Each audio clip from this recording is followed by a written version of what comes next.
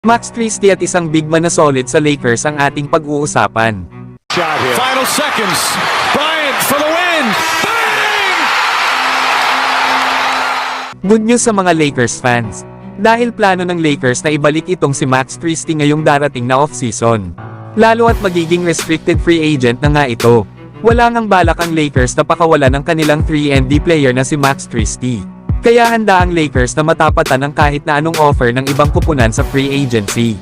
Alam naman natin na malaki ang potential ng batang ito. Kaso ay hindi ito nagagamit masyado ngayong season sa Los Angeles Lakers. Naayon pa sa mga report ay bibigyan ng Lakers si Max Christie ng malaking role next season.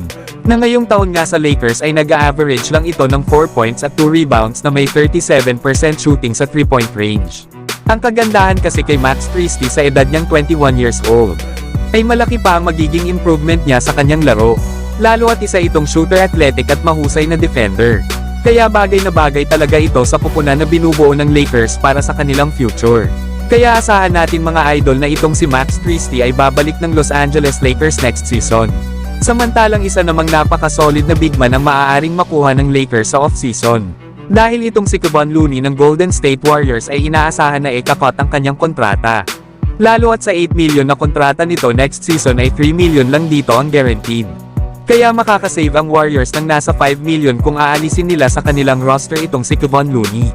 Kaya pagkakataon na ng Lakers na makakuha ng isang NBA champion caliber na big man para maging backup center ni Anthony Davis. Maaari nga itong bigyan ng Lakers ng mid-level contract. Bagamat hindi isang floor spacer na big man itong si Kevon Looney, ay malaki naman ang tulong na maibibigay nito para sa kanilang depensa. Lalo at isa itong physical player at napakahusay na defender. Maaasahan nga rin ang mga pasa nito sa kanyang mga kasama. Alam naman natin na isang 3-time NBA champion itong si Kevon Looney. Kaya yung kanyang championship experience at pagiging veterano na sa playoffs, ay malaking bagay nga ito para sa katulad nila LeBron at Davis na naghahanap ng mga role players na maaasahan pagdating ng playoffs. 28 years old pa lang naman si Kevon Looney kaya good pick up ito para sa Lakers. Pero kayo mga idol, ano ang masasabi nyo dito?